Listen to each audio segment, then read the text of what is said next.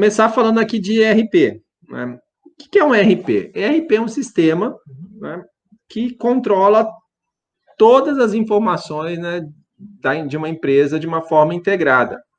Né? Na verdade, quando a IBM vendia mainframes lá nos anos 70, 60 e 70, né, como o mercado de TI ainda era muito novo, né, como era muito difícil conseguir um profissional de TI, muitas empresas não tinham interesse em comprar o mainframe, né, o computador, porque elas não teriam como usar aquele computador, não teriam como desenvolver um sistema para aquele computador. E aí o que a IBM fazia, né, ela embutia no computador alguns aplicativos, algumas funcionalidades, né, de tal forma que a empresa, quando comprasse o computador, já comprava soluções. As primeiras funcionalidades que foram lá embutidas, né, era sistema de controle de estoque, MRP e MRP2, né, que foi o que a gente viu em aulas anteriores. Né? Então, lembrando, né, MRP Materials Resource Planning, né, planejamento de necessidade de materiais, Material Requirement Planning, desculpa, planejamento de necessidade de materiais, né? E o MRP2, o Master Resources Planning, né? Que aí ele não olha só para os materiais, mas olha para todas as outras coisas que são usadas, né, dentro de um projeto, dentro de um planejamento de produção. Né? Então, só recuperando lá o que a gente viu no passado, né? O MRP, a gente vê que materiais eu preciso produzir para atender a demanda, né? E que matérias-primas eu preciso ter, em que momento eu preciso ter para, né, conseguir fazer as produções necessárias. Então, ele olha só para materiais. Né? Já o MRP2, né, ele olha as restrições que eu tenho. O MRP trabalha com o que a gente chama de capacidade infinita. E o MRP2 começa a olhar as restrições. Né? Eu tenho máquinas disponíveis para aquilo, né? Eu tenho pessoas disponíveis para aquilo, eu tenho material disponível para aquilo, eu tenho caixa para comprar aquilo. Enfim, né? Ele olha para as restrições e aí, com base nas restrições, ele replaneja, né? E prioriza. Quando, por exemplo, você tem mais demanda do que capacidade produtiva, né? Um MRP disse que você teria que fazer 10 produções no mesmo dia, mas você só tem uma máquina, então ele vai escolher, né, com base nas restrições, qual é o produto que você vai fazer naquele dia. Isso é MRP2. MRP, MRP2 já vinham normalmente lá nos mainframes antigos, né? E um grupo que saiu da IBM, inclusive, né, e que trabalhava exatamente com esse tipo de ação, né, de desenvolver sistemas que seriam junto com o computador, que seriam vendidos juntos com o computador, né, percebeu que existia ali uma oportunidade interessante, que era de vender um sistema completo. Um sistema que olhasse não só para o MRP, mas MRP2, mas olhasse para o pacote como um todo, né? Olhasse para a empresa como um todo, olhasse para as restrições como um todo. Né? Então, né, aí é o sistema, né, do Enterprise Resources Planning, planejamento das necessidades da empresa, né, dos recursos da empresa, desculpa, né? Então, o ERP. Né? Então, o conceito do ERP é justamente, né, que a empresa, ao comprar um ERP, ela compra um sistema que controla de forma integrada todas as necessidades dela. Né?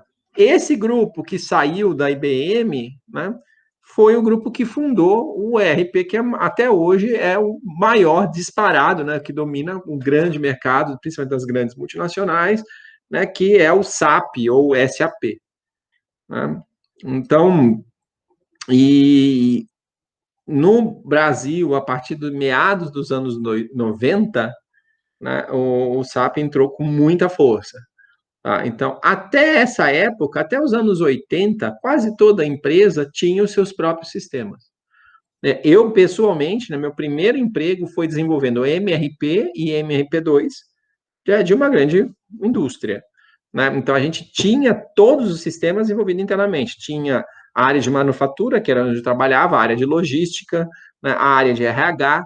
Né? Então, tinha lá no antigo CPD, né, Centro de Processamento de Dados, né, no time de TI, né, times que montavam e desenvolviam e mantinham sistemas específicos para a empresa.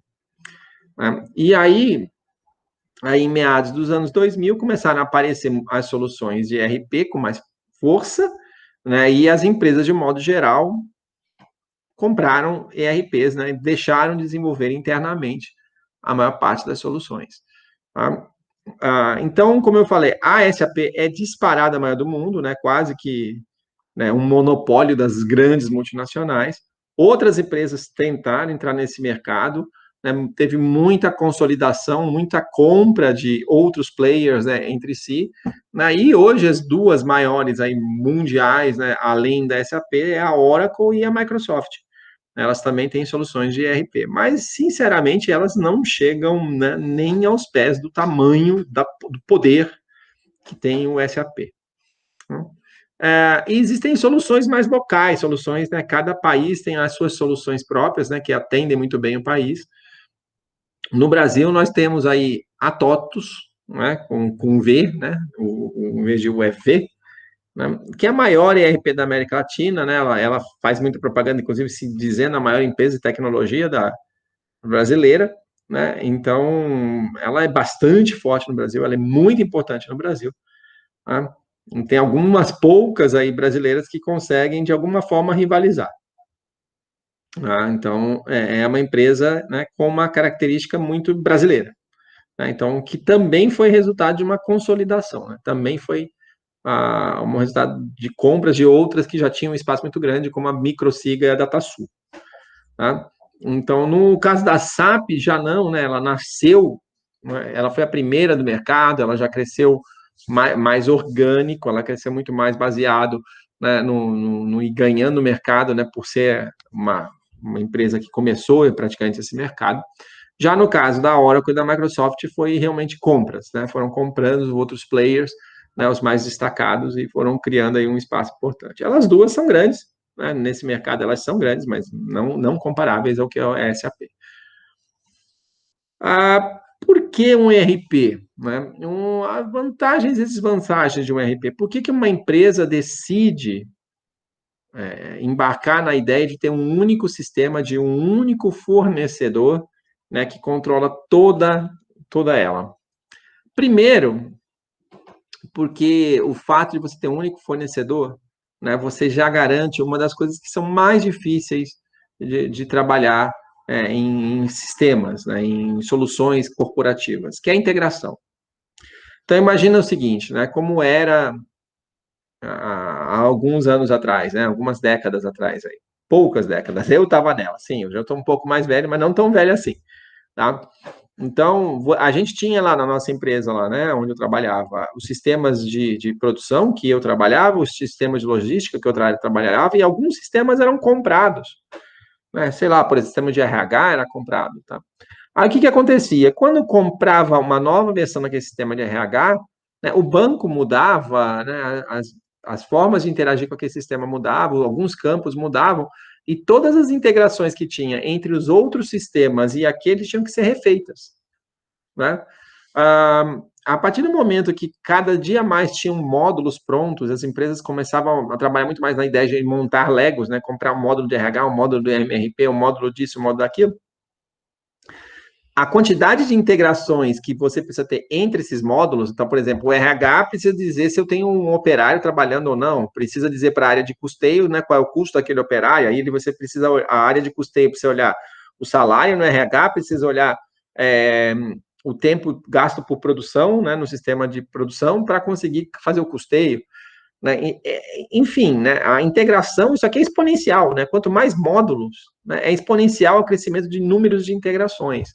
E isso torna-se, em algum momento, pode tornar completamente inviável, né? Cada vez que uma desses módulos troca, né, eu tenho que repensar todas essas integrações, tá? Então, quando você compra um ERP, a princípio ele já é integrado, tudo já está integrado, né? E isso facilita bastante, né? Porque é uma preocupação a menos que a gente tem que ter, que é muito custosa, né? Que é muito trabalhoso. A gente falou, né, aqui no curso, de sistemas para integração, né? Agora você imagina integrar N sistemas diferentes, com N tecnologias diferentes. Tá? Outra vantagem que eu acredito que é a primordial para o sucesso, por exemplo, do SAP, é a certeza que um CEO que está, por exemplo, lá na França hoje, né, de que os dados que ele está olhando do mundo como um todo são dados confiáveis, dados que são os mesmos dados que, né, que são apurados no país dele, né, que ele tem uma noção geral de como a empresa dele está se comportando. Por exemplo, estamos aqui no meio da Covid, né? Como é que está a rentabilidade ou os prejuízos, né, no mundo como um todo da minha corporação, que eu sou aqui o CEO, sou aqui o presidente, né? Se ele tem um RP, ele sabe que tanto o sistema do Brasil, quanto da Argentina, quanto da Alemanha, quanto, né, dos Estados Unidos, quanto do Japão, né, são controlados da mesma forma, são calculados da mesma forma, e quando ele coloca aquilo ali, né, ele consegue ver o todo. Mais do que isso, né, a gente está falando de integrações, né, essas integrações meio que já vêm por default, né, então a central mundial vê o mundo inteiro de uma forma quase que online, né, de uma forma bastante integrada. Isso é muito importante, né, para uma gestão mais direta, mais objetiva, mais up-to-date, né, por tudo que está acontecendo. Quando você tinha sistemas que cada país tinha o seu sistema, né, como é que você vai garantir, né, que o sistema daquele país apura lucro do mesmo jeito que eu entendo lucro, que o outro entende lucro? Né? E como é que você pode confiar, inclusive, né, se não está tendo uma pressão numa certa área de TI de um certo país para que eles calculem algo de um jeito que seja interessante para o presidente daquele país? Né? Então, você começa... Quando você cria um padrão mundial, um sistema mundial, né, a liderança mundial, né, tem mais confiança de que os dados seguem o mesmo padrão. Tá? Então, isso é uma vantagem muito grande. Né? Não é à toa que todas as grandes multinacionais embarcaram em ERP, a grande maioria no SAP, porque virou quase que um padrão de fato. Né? Porque assim a gente garante que, né, todas as sedes da empresa estão seguindo o mesmo padrão, né, e né, tudo que eu olhar ali naqueles sistemas são dados confiáveis e padronizados. Né? Então, isso é importante, muito importante. Eu, pessoalmente, acredito que é o que fez mais, né, justificar mais, porque o investimento é absurdamente alto, né, implantar um ERP, comprar um ERP, é muito caro, a implantação é caríssima, o processo de implantação é complexo, as licenças são caras e é um custo que você absorve para o resto da vida. Né? Porque uma vez você implantado um ERP, né, você sabe que você não pode parar de pagar aquela licença, porque toda a sua empresa roda em cima daquilo. Né? Então, por que as empresas aceitaram, né, entrar num risco desse tão grande, né, numa dependência tão grande? Né? Porque para os gestores, né, é uma confiança muito grande que dá. Né?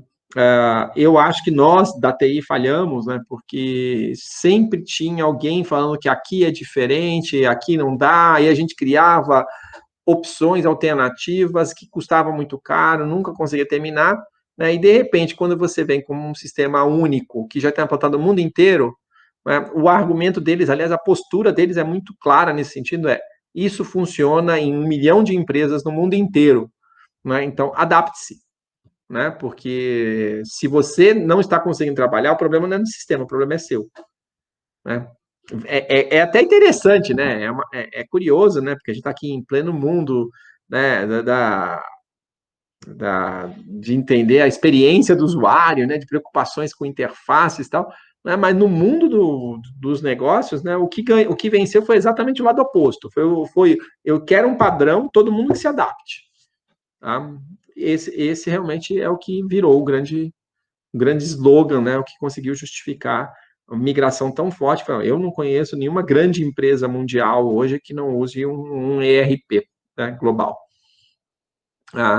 Além dessa questão de visibilidade, né, da centralização, você tem também a integração das filiais. Né? Então, se uma filial passa a informação para outra, se eu quero ver se a minha fábrica está competitiva em relação às outras, se a minha fábrica é mais produtiva do que a do Chile ou a da Turquia, né, o sistema é padrão, então eu posso entrar lá e ver todos. Né? Então, é uma vantagem muito interessante. Né? Como eu coloquei, né, as desvantagens estão muito associadas com custo, é muito caro, né, para você ter uma ideia. Por exemplo, a implantação do SAP na Petrobras, e olha que eu estou falando de uma empresa que é gigante, monstruosa, mas é muito mais nacional, né, não é global, né, foi da ordem de 100 milhões de dólares, tá? O custo da implantação disso. Tá? Então, é muito caro, né? Por menor que seja a empresa, digamos, menor, eu digo global, né? Uma empresa grande, né? só implantação, só no Brasil, a gente não está falando de menos de que alguns milhões de dólares, né, de investimento entre, né, os consultores que vão ajudar a migração, né, entre a licença em si, né, entre todo o trabalho de instalação, fora os riscos associados ao momento da virada, que são altíssimos, tá? São altíssimos. E outro desvantagem, né, que é uma desvantagem, mas a gente pode relativizar, né, porque, como eu disse, no fundo, isso foi um dos argumentos para conseguir se implantar, é a inflexibilidade dos processos. Tá? Então, os processos de um ERP são aqueles, né? Ah, mas a minha empresa é diferente. Cara, é isso. Os processos são assim, funcionam no mundo inteiro para empresas de vários tipos, então é isso aí. Adapte-se.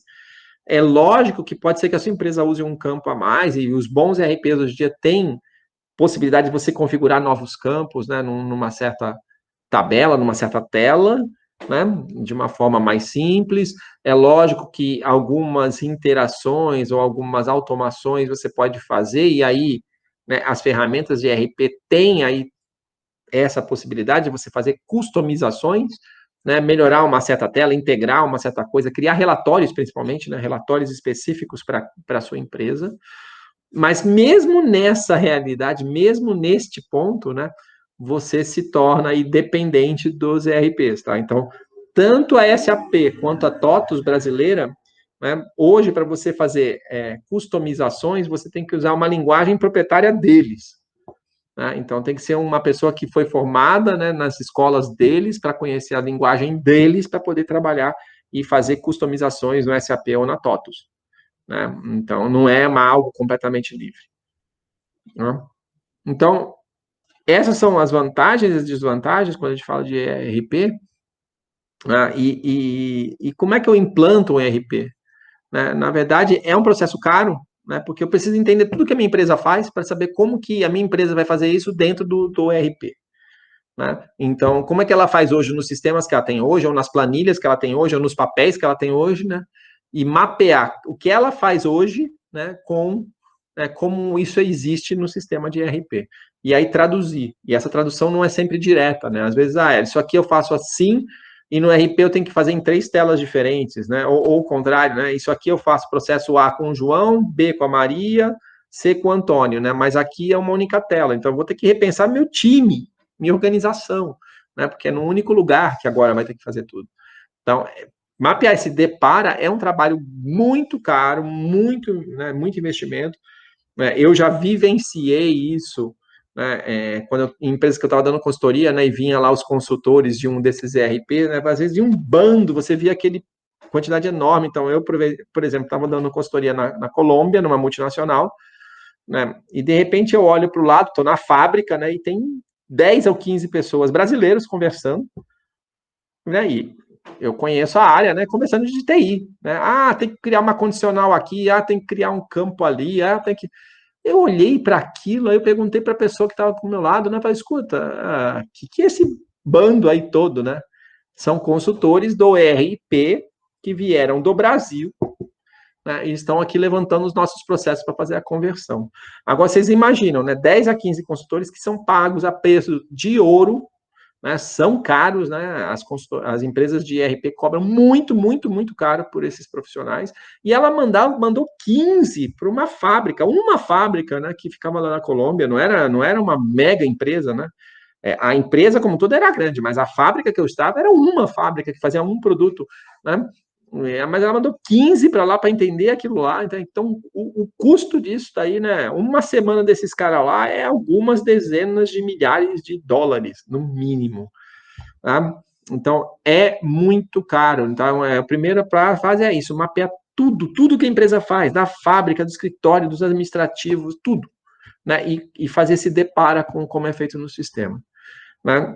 E aí tem que criar os novos processos, né? Então, a partir de agora vai ter que ser feito desse jeito, a partir de agora esse time vai ser organizado de um jeito diferente, porque todo mundo vai ter que entrar no mesmo tela, né? Aí você tem que criar não só os novos processos, como as novas customizações. Como eu falei, tem algumas coisas que não tem jeito, não dá para ser 100% igual, em todas as empresas, né? Então, eu vou ter que criar relatórios novos, né, que vão passar as informações do jeito que a minha liderança precisa para conseguir tirar decisões, né? Vou criar cubos, né, de BI, né, para que você consiga fazer consultas interessantes. Eu vou criar telas, né, fake, né, telas que no fundo integram várias telas do sistema original, porque na nossa empresa é a mesma pessoa que preenche todas as informações, então não faz sentido preencher, dar um ok, ir para outra tela, preencher de novo, dar um ok, então eu vou criar tela. Então eu vou criar customizações, né, em cima daquele sistema básico, né? Então eu mapeei tudo que eu faço, né? Eu fiz o Depara, eu customizei o sistema novo, o ERP que eu comprei, né, para que ele sirva para as nossas necessidades. Aí eu treino a equipe inteira nos novos processos, nos novos sistemas, nas novas telas, né? E aí eu faço o processo de conversão, de mudança de plataforma, de sair do sistema que eu tenho hoje para o sistema que eu quero ter, para o ERP que eu quero ter, né? E essa transição aí também é extremamente complexa, tá? Então, estou falando aqui de uma forma bem pragmática, tá, gente? Não é acadêmica, não é teórica, eu estou falando bem, né, do mundo real, né? Que opções que a gente pode ter, né, de implantação de um ERP. A gente está falando de uma implantação, primeira que a gente chama de implantação paralela, né? É aquela implantação que é o seguinte: olha, eu tenho meus sistemas funcionando hoje, a minha empresa não quer correr o risco de deixar qualquer coisa sem funcionar. Então, o que a gente vai fazer é o seguinte: eu vou fazer uma conversão de banco, o que também é complicado, que também eu tenho que fazer na parte do Depara, né, do banco atual para o banco do RP. Eu vou fazer uma conversão no banco, por exemplo, digamos, eu fiz essa conversão do banco com todas as informações que tinha ontem na minha empresa, no dia 22 de novembro. Eu entro no dia 23 com o meu sistema antigo no ar e com o meu ERP no ar, né? E a partir de agora, todas as operações que eu fizer, eu vou fazer nos dois sistemas ao mesmo tempo, né? Por que eu faço isso? Não é? Porque se der algum problema num ERP novo, o velho está lá 100% atualizado, 100%, né, ok, né, e eu posso seguir no velho e corrigir as coisas no novo, né? Então, do lado de sistemas, do lado da área de TI, essa implantação é a mais segura. Só que essa implantação custa muito caro. Custa muito caro para quem? Porque todos os profissionais da empresa estão fazendo o seu trabalho duas vezes, né? Se eu quero lançar um salário, eu tenho que lançar o salário no sistema antigo, no sistema novo. Se eu quero planejar a produção, eu tenho que planejar a produção no sistema antigo, no sistema novo, né? Se eu quero emitir a nota, mais complicado ainda, né? Porque a emissão de nota tem que falar com o governo, né? Eu não posso falar duas vezes com o governo para a mesma nota. Eu vou ter que escolher um dos dois e no outro replicar a informação, cadastrar, criar integrações, né, entre o sistema antigo e o novo, para que quando eu fizer só num, no outro ser atualizado no banco. Enfim, é extremamente caro essa opção. Ela é a mais segura, mas é muito caro, né? Então, bem pouco viável, né? Os seus usuários, né, os usuários da área de TI como um todo vão odiar, mais do que eles já odeiam a área de TI, né, se você pedir para eles fazerem isso. Uma outra forma de eu implantar é o que a gente chama de setorial. Então, imagina o seguinte: olha, gente, dia 22 de novembro, eu fiz a conversão de todos os dados de RH para o sistema novo, para o RP novo. Todos os outros dados continuam no sistema antigo, né? E aí, o que vai fazer? O pessoal de RH usa no sistema novo e as outras pessoas continuam usando no sistema antigo, né? Seria lindo se os sistemas não precisassem conversar um com o outro, mas eles precisam. No mundo real, né, o sistema de produção precisa saber como está o RH, o sistema financeiro precisa saber como está o RH. Né? Então, todos os sistemas têm que conversar. Então, essa implantação custa caro, porque eu tenho que criar as integrações entre todos os sistemas. E cada sistema novo que eu coloco é mais integrações que eu vou ter que ir colocando. Né? Então, ele diminui o risco, porque não é a empresa toda que muda de uma vez. Né? Então, se der problema no RH, é só no RH. Né, mas o custo para a área de TI, né, na primeira, o custo da área de TI é baixo, tá? O maior custo é para as pessoas que tenham que fazer o trabalho duas vezes, né, para os usuários de TI. Na segunda, o custo da área de TI é mais alto, né, porque tem que ficar fazendo as integrações a cada mudança aí de plataforma. Por fim, né, a implantação que eu diria que é a mais comum, né, embora a mais arriscada, é o Big Bang. Né? Então, o que é o Big Bang? Né? Ó, dia 22 de novembro, eu desligo tudo, tiro todos os sistemas do ar, converto os dados para o sistema novo, né? E a partir de hoje, só usamos o sistema novo. Isso evita eu ter que fazer integrações entre o sistema antigo e o sistema novo, isso evita de as pessoas terem que digitar nos dois sistemas, né? Mas isso nos leva a uma situação que, a partir de agora, ou funciona, ou a gente vai ter problemas sérios. Né? Então, tudo tem que funcionar muito bem. Né? Eu conheço, por exemplo, casos de multinacionais no Brasil, que né, na hora que viraram para o ERP, ficaram uma semana sem conseguir emitir uma nota fiscal. Então, vocês imaginem o impacto financeiro que é ficar uma semana sem poder ter receita. Né? Porque na hora que virou, né, descobriu que tinha coisa errada, que tinha coisas não configuradas, que o processo não tinha sido bem desenhado, né? E aí, até acertar isso tudo, ficou uma semana. Né? É bastante comum ficar um dia, 2 dias sem emitir nota ou sem poder fazer alguma outra coisa. Né? Isso mesmo, né, com a área de TI desesperadamente trabalhando, né, de sexta à noite até segunda cedo para fazer a conversão, né, e lançar. Tá? Então, é o mais arriscado, mas é o mais barato no sentido de não ter que, a área de ter que fazer integrações, né, e não, as outras áreas não ter que fazer 2 trabalhos.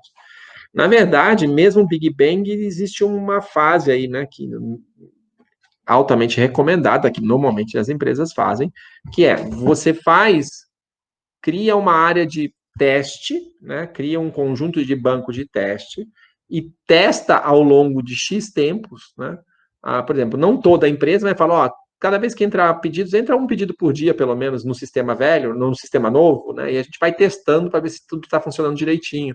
Né? Então, você vai testando o sistema novo com dados não necessariamente 100% reais, né? Não replicando tudo, mas com algumas coisas. E você só muda para o mundo 100%, faz o Big Bang, né? Quando esse sistema já foi bastante testado, né? E bastante avaliado. Né? Então, isso é o mais comum, na verdade.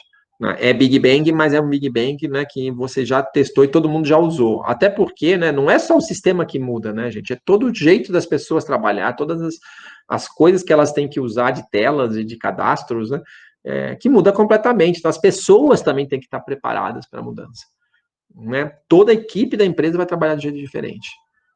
Então, isso é um esforço muito grande, é uma energia muito grande que se gasta, né?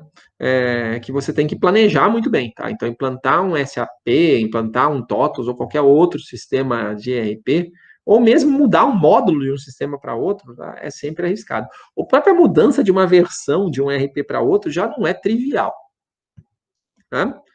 Então, são coisas que tudo que tem que ser muito bem planejadas. Mas é uma tendência clara, né, a cada dia mais de usarmos mais coisas prontas e de ter menos desenvolvimentos internos, né, para as coisas padrões de mercado, né, todas as partes, as funcionalidades padrão de uma empresa.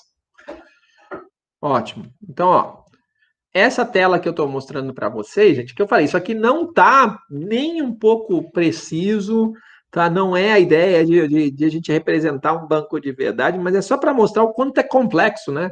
A integração entre os módulos de um ERP. Né? E o quanto que a vantagem que eu tenho, né, de um ERP, né, em relação a ter isso aqui integrado na mão, né? Módulo a módulo pela equipe de TI da empresa. Né? Então, assim, você tem, na verdade, cada caixinha que eu estou representando com uma caixinha aqui é um banco, né? Com uma dezena ou mais de tabelas. Tá? Então, você imagina, eu tenho um banco com meus fornecedores, né? E um banco de produtos. O produto serve tanto para produto final que eu vendo, produtos intermediários que eu fabrico, que são usados na fabricação do produto final, como matérias-primas, que também são produtos. Tá?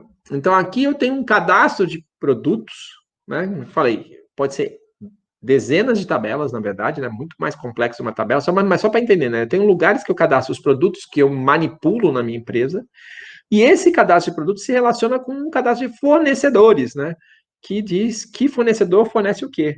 Lembrando, né, que por isso que a gente fala disso aqui ao final de ter falado dos módulos, né? né? Quando a gente falou de fornecimento, né, você pode ter fornecedor validado, você pode ter produtos que foram previamente validados, né? Enfim, todas as informações estão nesse relacionamento, né? Que fornecedor é validado para qual produto, para, né, em que período de tempo, né? Quais são as características, né? Então, eu já tenho aqui uma integração fortíssima entre dois grandes conteúdos, né? O conteúdo de fornecedores e de produtos, né? Que são fornecidos por essas pessoas, né, por essas empresas, né? No ERP, no MRP, né? A gente falou da demanda que pode ser muitíssimo complicado, né? Então, né, a gente falou de usar inteligência artificial, né? A gente falou, né, de verificar das curvas ao longo do tempo, né? Sazonalidades, de olhar mercado, olhar a cotação do dólar, olhar milhões de coisas para conseguir ter uma estimativa de demanda confiável. Essa estimativa de demanda, né, associada com quem fornece, gera o que a gente chama das ordens de compra. Né? Então, na verdade, aqui, né, essa estimativa de demanda também está associado aqui, que eu não tô representando aqui, né, com os estoques. Tá? Então, ele olha os estoques que ele tem, né? A gente falou isso no MRP, né? Para saber quanto que ele precisa comprar e ele gera pedidos de compra aqui, né? Então, você tem aqui os pedidos associados às demandas, né, de produção.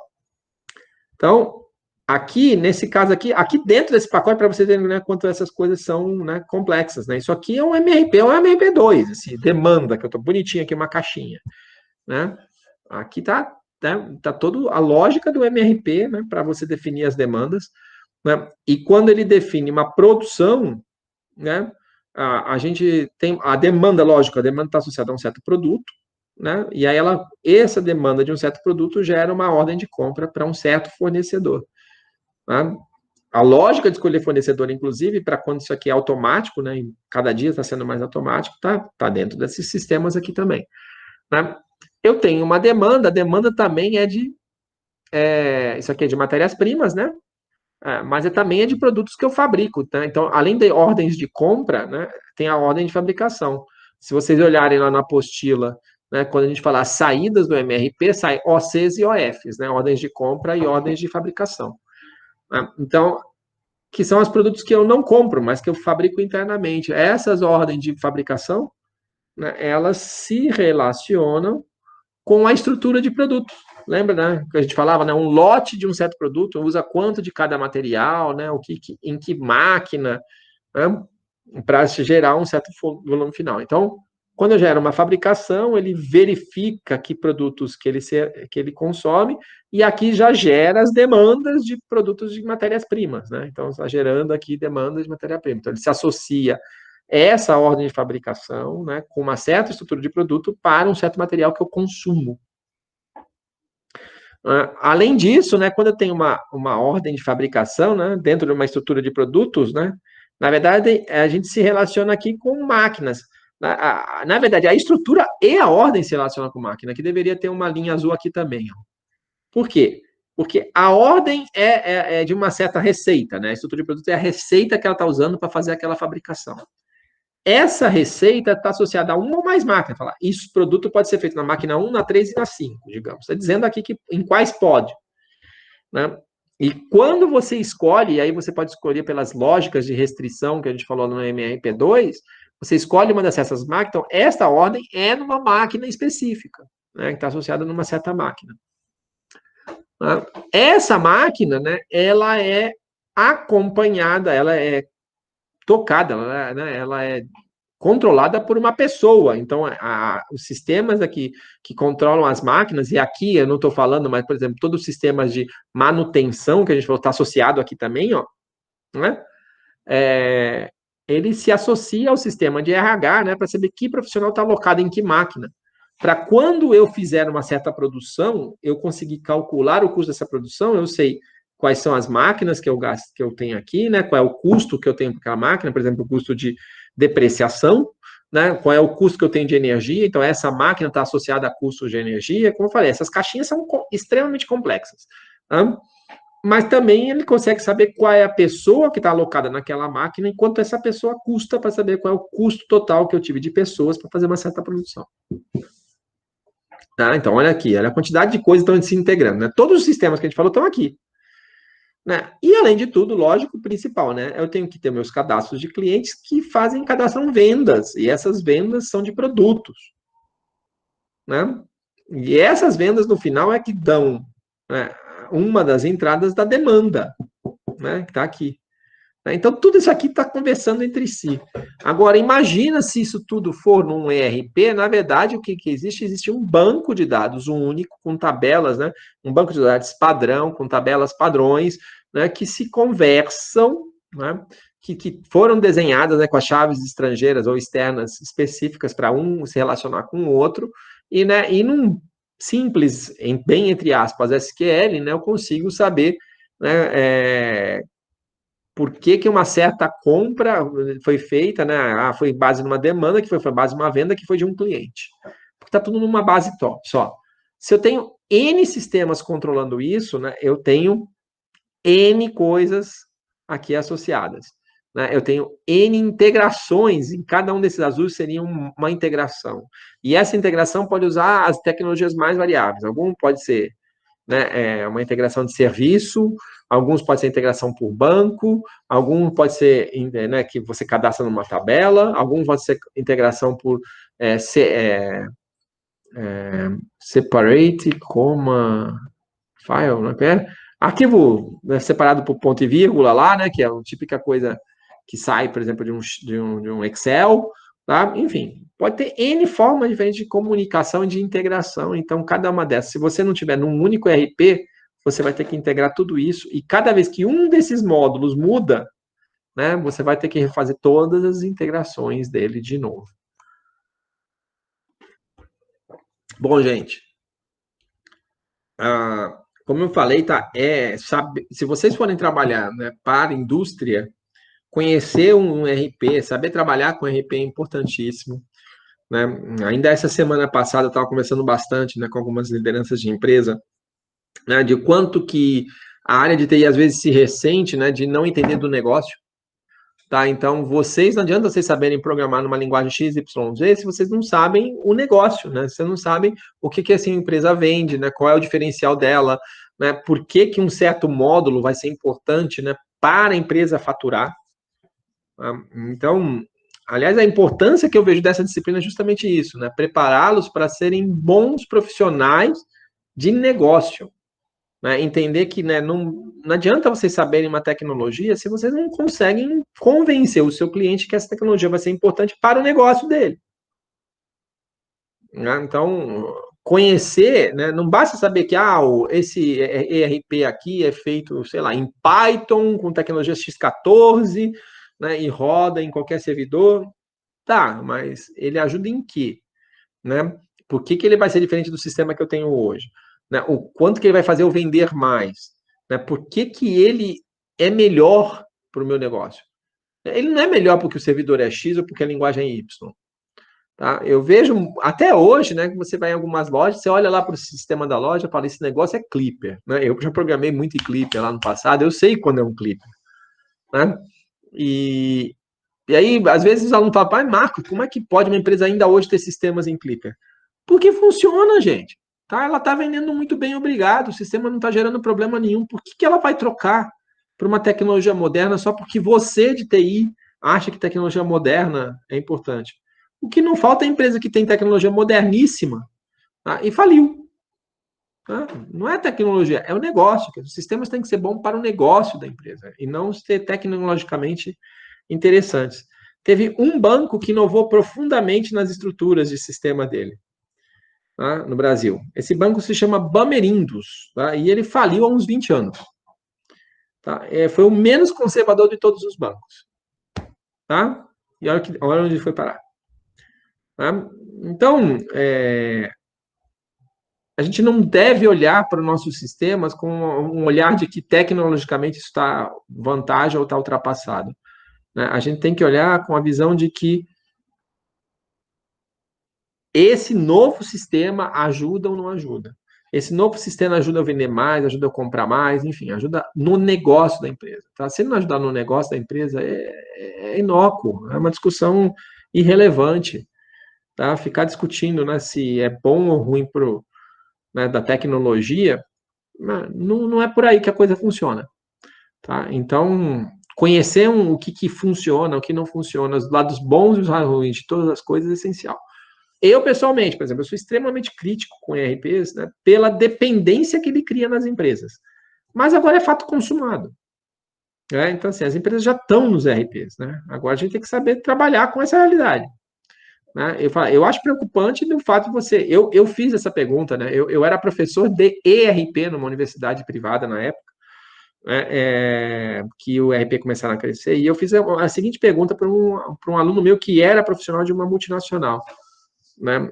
Então, na verdade, era uma apresentação, ele trouxe o gerente dele, né? E eu fiz a pergunta para o gerente dele, né? O gerente da multinacional. Falei, me diga qual é o plano que vocês têm se a empresa de ERP falir, né? Para que a sua empresa não pare, né? E a resposta dele foi, a gente não pensou nisso, a gente não tem esse plano. Né? Então, não existe essa possibilidade. Né? Então, por exemplo, se a SAP parar amanhã, né, e todo o sistema que ela controla para amanhã, lógico, isso não existe, né, não tem como, mas se acontecesse isso, e o sistema dela, por um milagre, parasse por um milagre, não, por uma tragédia, né, parassem todos no mundo inteiro, a gente estava falando aí de 60% da indústria do mundo está parada, ou mais.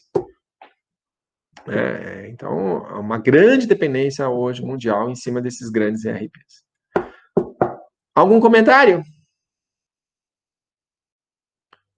Muito bem, então queria passar para um segundo tópico agora, tá? Então, só para fechar, né, essa que é a coisa que eu estava falando agora é o fechamento dos sistemas, né? Então, no fundo, o ERP integra tudo aqueles módulos que a gente começou, tá? Então, todos os módulos têm que estar. Alguns estão mais, alguns estão menos. Tem alguns ERPs que são 100% completinhos, eles têm tudo, então, inclusive aqueles módulos que eu falei que são mais especiais, né? Que já tem CRM, já tem módulo de BPM, já tem módulo de gestão de projetos.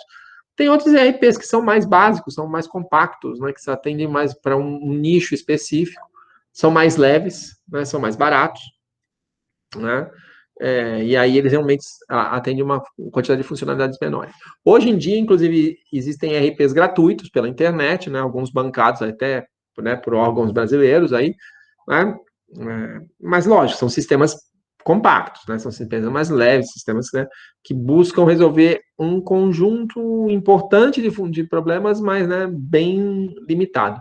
Até porque, né, se você pegar um sistema grande, né, como esse que a gente está falando, e botar, por exemplo, numa loja, num comércio, né, é inviável, né? Não só pelo custo, né, mas pela complexidade que é, né, você fazer todos os processos que estão embutidos num sistema, né, de grande porte.